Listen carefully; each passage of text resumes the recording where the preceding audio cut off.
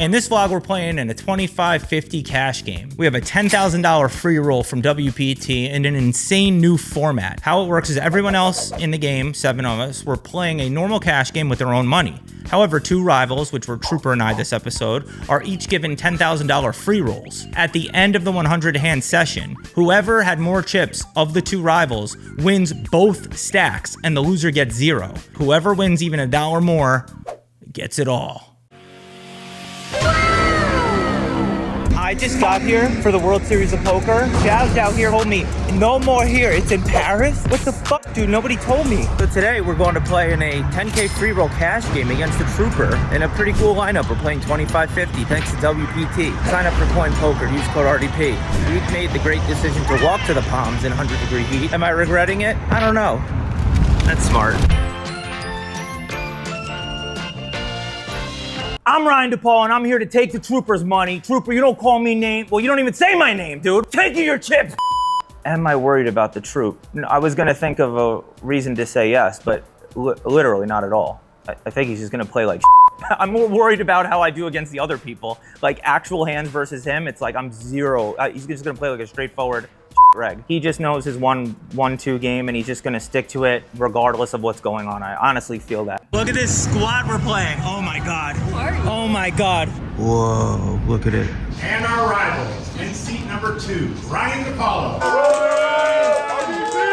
100 hands, 1 rivalry, 1 victor. Okay, here we are. We must outperform ex-poker vlogger, the OG of 1-2 Trooper, or we can never make a video again. He says he doesn't play poker. He wants all the pressure on me. Says he doesn't care. Almost turned down the invitation. Wait, Ryan, who is Trooper and what's the beef? I don't know why I'm here. Until moments ago, I thought your name was Brian. Wow. I still think it might be Brian. That's not true. I'll explain at the table in a little bit, but it's not really beef. It's more like I made jokes about him and he's neurodivergent and takes himself so fucking serious that he responds so childishly and seriously, it's like impossible to stop. Why not even say my name or Boski's name when you had beef with him? Like, They why held do you back do for it? one You're hand. afraid? See, again, you know who that is. But barely. Would you know what he looked like if you saw him? Yes. Come on out, Jeff Boski's right there. Yeah, But I know everything that's happened everywhere at all times. I'm the one who sort of instigated this, put all the pressure on me. I'm supposed to be the better player. We have to win or we can't show our face in poker content ever again. Let's get into some hands. I raise pocket 2s and win the blinds. We have a lead.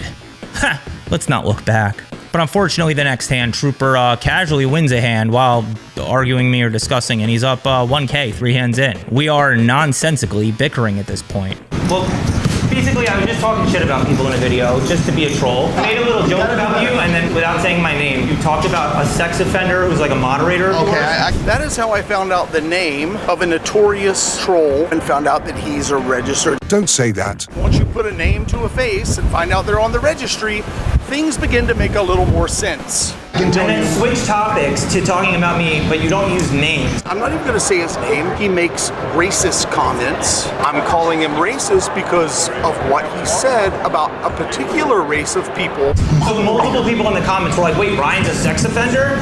So not only that, that's one thing. Then it was like, you just said this is a dude who's racist. I don't remember saying you were racist You either. did. Somebody will pull the video, Drew. Okay, pull the video. I'm calling him racist. I'm calling him racist. I'm calling him racist. Patches, a wild Texas player. He raises to 7-4-0, and we call from the small blind with Jack 8 of hearts. 3 ways to the flop, we flop a gut shot. It checks around and we take a stab. Our plan coming into the game was take more risks early, up the variance, because if we were to fall behind, I'm pretty confident we can catch up. And if we were to get a lead, as I said in the pregame interview, I'm like guaranteed to win because I know Trooper is probably not capable of being more aggressive and deviating, right? He's a 1-2 player when he played, and I correctly didn't think he would ever be able to deviate from his trap the Taurus, low limit grinder, pro who never moves up in stake style, even if the situation called for it. Anyway, this stab fails, whatever, Nikki raises, blah, blah, blah. I get pocket 10s, 3-bet, pick up a little bit, 375. Oh yeah, that's such a funny diss. He said I have small hands. This isn't coming from a dude who has small hands. How did you touch all those kids with those? Yeah, see what I mean? That's what you think. Now, a little Trooper spot. In poker, spots where you don't win as much as you should or could have, like missing a value bet or folding a good hand that's plus EV, those missed opportunities cost you as much EV as obvious punts or any other mistake, right? A penny not earned in poker is a penny lost. So, takes us to this horribly played hand by Trooper. He has a pair plus flush draw and then turns the fucking straight draw. I think I folded a pair plus flush draw about 2 times in my life, but Trooper, who also clearly didn't prepare for the stream by watching any of these players or getting intel on them, folds this hand on the turn to a wild Texas man. I don't know why, but thank you, Troop, for folding pair plus flush plus straight draw with 86% equity. Boom. No! Thank you, Troop. Wow. Save us money. Save my money. Wow. Unreal tight fold. Folds around to us in the small blind. We limp with the 7-4 of hearts because it's strong enough this deep to call a raise, right? If we had 7-4-0, we would raise to take the blinds, or, you know, if we had another type of bad hand, we might limp fold. She checks back, doesn't matter. We flop a flush draw. Not bad. Check, call, and river, we hit the frush. Now, I probably should check raise these bad flush draws earlier in the hand in case she has some like shitty pair that I can get her off of, but once we're at the river with the flush, I don't like leading here because I think that she has a lot of hands that will value bet themselves, blind versus blind, particularly where the ranges are wider and you can go wider for value. And obviously her bluffs won't bet if I bet. So I check and she goes for it. She bets 600, which is great. And now in game, I'm trying to decide if raising for value is too thin. I pretty quickly, you know, decide I'm gonna raise, but the vibe of the game was gonna be splashy, and I saw from the other day, Nikki, if anything, calls maybe a little too wide if there's any like little thing I noticed about her. So we eventually go with the raise. Obviously you see the whole cards here, she's not gonna call, she folds, but it's a nice pot. Running well is nice. Profit 1K in that pot, and we have the lead again. We then lose a pot with ace king to Rigby, who 3-bets, and then we check to the river, and because it's him, he makes a good value bet, which I pay off. It's kind of silly, even though it's Rigby, because even though he's very aggressive and bets, goes crazy with a lot of hands, he does that in earlier streets. So this, in retrospect, this is a bit of a misstep. We get pocket sevens, we raise to $150. Nikki 3-bets to $450, everyone else folds. We call and are praying for a set, and oh my god, yay. Time to trap her again. But she's not doing any betting. It makes sense, obviously, seeing her hand ace queen. Now, before the day, I made a conscious plan to implement more big overbets in my strategy because I don't study cash enough. But no, I should find them sometimes, at least bet more than the pot, and I knew that I would need to go that big if I needed to pull a bluff in this game with these wild cash game guys, and like here, hopefully they get paid off sometimes. Now, because she had not yet bet, I assume in game that she has some showdown value, but not the type that is going to value bet herself all of a sudden on the river. So maybe I'm supposed to target smaller, but you know what? Fuck it. Let's go for it with our reputation. I don't really know what I was thinking. We bet 2x the pot and cover our face, looking nervous, not as a reverse tell, but to balance, because whenever I do bluff, I'm unable to hide my nerves, so I always cover my face when I'm value betting bigger. Right. Whoa, non-believer. But what look here, we win, nice pot with big fucking lead.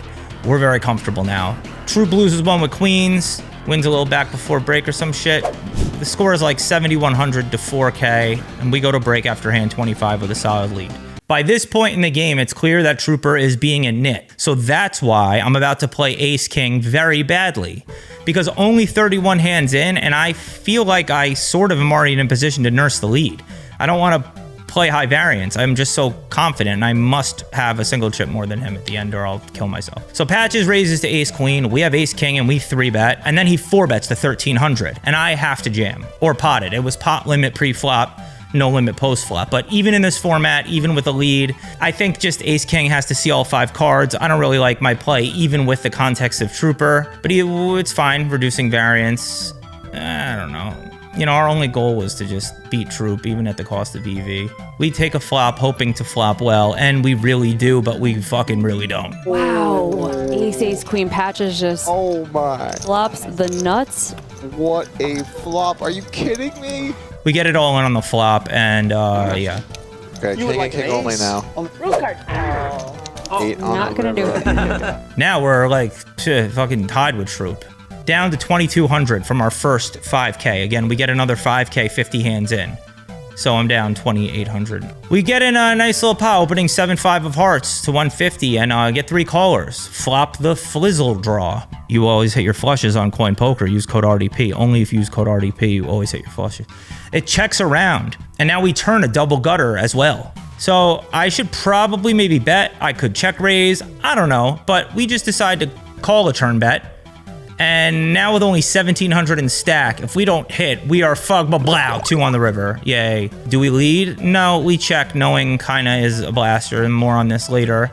It's hard for her to put me on a 5. She has bluff. She will value bet worse, maybe. I don't know, but she checks back. She just gives up. Either way, nice pickup, and we're back up to 3,200. I'm somehow trailing Troop by 1,000, nearing the halfway point. This can't be real, but now you'll see the difference in our poker prowess, because we take a flop from the small blind with 7-6 of diamonds, and we flop a pair plus a flush draw. Wait, didn't Trooper do this earlier? Well, hold my drink. Watch how a man plays this hand. Because after a bet and a raise, we're getting it in. We jam, and we get Cinnabon to make a pretty bad call. In reality, it was a good call given his pot odds, because it's exactly 50-50, you know? Sometimes him, sometimes me. Sometimes you win, sometimes you lose. But I think zooming out, it's a bad call. Either way, let's see what happens. Oh, and there it is. Boom.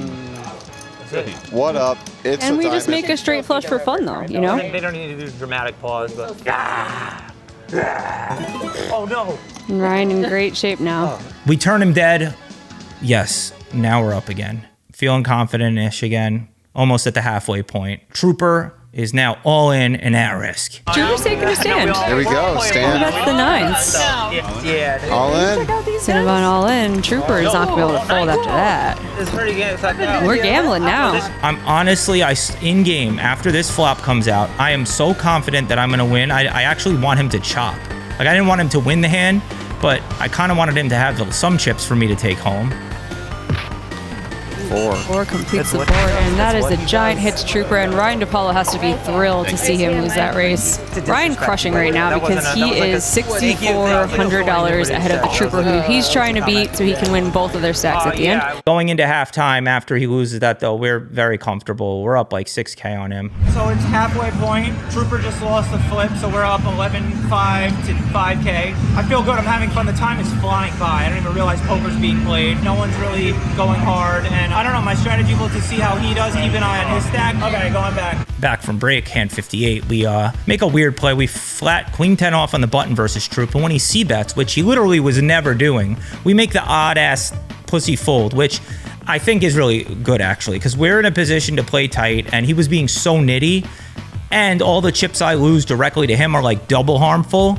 Plus, he hadn't fucking bluffed one. He hadn't c-bet at all. Like, it's just whatever. Just move on. I know it's middle pair. I know why am I flatting if I'm a full middle pair. I don't know. Getting closer. We got a good lead still.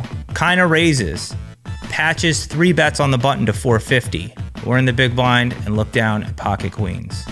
We can 4-bet and make some money that way. But if we were to do that and lose, or if he were to jam on me and then we have to flip, I just don't want to go high variance, because we can end up walking away with 0 if we were to get unlucky and sucked out on. I decided to do this weird ass, possibly still dumb shit, but I think pretty reasonable given the situation, and cold call a 3-bet with queens. All of this, again, fully based on the situation and winning his stack. It's not about EV, obviously. And look, bitch, it worked. I get Kyna to come along. Maybe she'll put some chips in. Spoiler, she does. We're 3 ways to a flop, and boom. Yay. A set is good. The flop checks around, and the turn, maybe one of the stupidest streets of my life. I know I'm being a little hard on myself here. Maybe I'm too self-loathing, but we bet super small to induce and get shit going, and this does work. Kyna now raises to 1,100. And I don't know if you know this, but in-game, I can't see the whole card. So I don't know that she's just pure bluffing. I think she may have value, which is stupid because I double block top pair. Fucking shut up, Ryan. Who gives a fuck? What happened? Back on us. We can't lose. But I'm 2% scared of Jack 10 getting there on the river by just not blowing a big pot. You know, I stand to win whatever Trooper has again. But it's still, despite all the Trooper ICM, I do the stupidest shit ever, like an old man raising jacks to 7x pre-flop because he's scared of the overs. Like a dummy, I jam, hoping that she has a smaller set, which is very possible, but there weren't going to be many action-killing rivers. I didn't need to jam if it's set over set because we can still get the money in on the river. I don't need to push it because it's not a very wet board. Stupid, but sick pickup. And now I'm like fully confident we're gonna, I know I keep saying that, but it's like we're up 13,300 to 6K.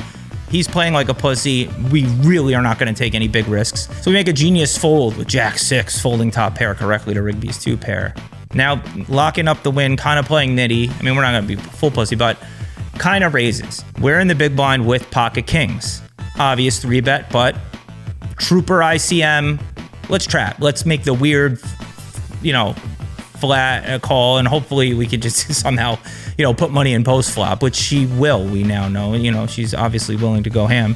We just call and we get the best flop ever. Kinda gets what she thinks is a good flop. She can't possibly know that Ryan is this strong. This is the type of board that big blinds are gonna have tons of like straight draws or pair plus straight draws. Gotta go for it. And she has top pair, top kicker with under 50 bigs. It's just a great flop for the situation. We check raise, she goes all in. We obviously snap call, and we need a hold. And Kyna's all in. She's going to be really shocked to see kings. Oh, the ace comes in. Let's go! Running it once! Go fix a window! Go fix a window. That was from the Dentali match. No! You go fix a window! Oh my goodness. Wow! My friend! Sorry. Stop picking on her. You yelled at me. Oh, Trooper! Hey, I like remember my first cash game too. Congratulations. Yeah. Mr. Stu, I love you, dude. Kyna and I are all good now, by the way. Let's fucking go. Let's fucking go. Let's fucking go. Now we're up by like 10K and there's maybe 13 hands left. Let's watch Trooper just fuck up the format and play bad the rest of the way. Because if he doesn't get more chips than me again, he's walking away with 0. But Trooper just continues to play bad, agonizing Doug Polk in the booth and helping me. He double straddled. That is, All right. he raised. Okay, good. Good. All right. Okay. He's getting in there. And Patches is isolating him with a good hand. This is starting to make sense. Oh no. Oh no. Hand 93.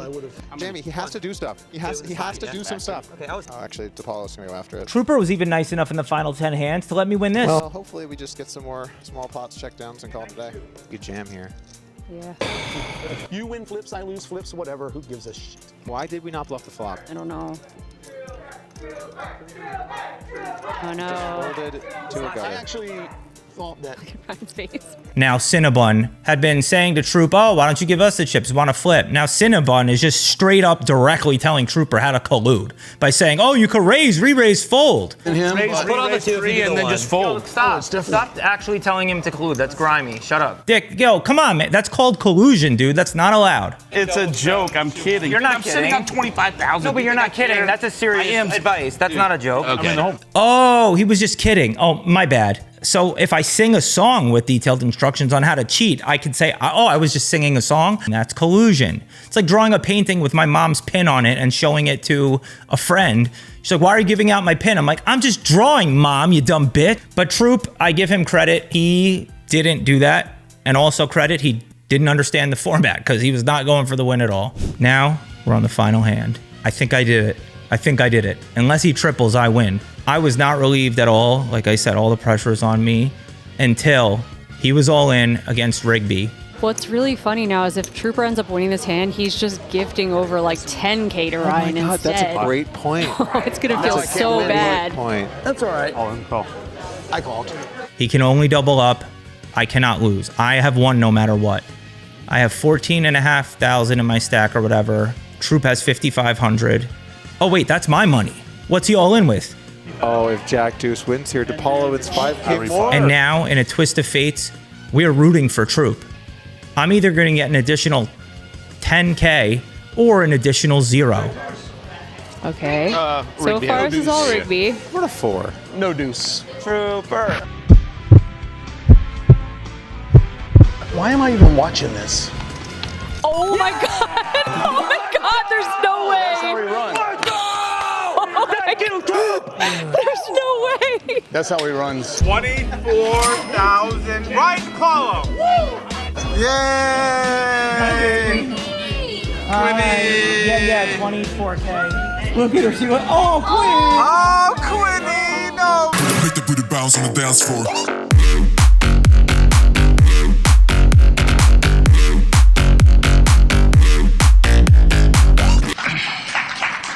Now, he doesn't deserve any applause.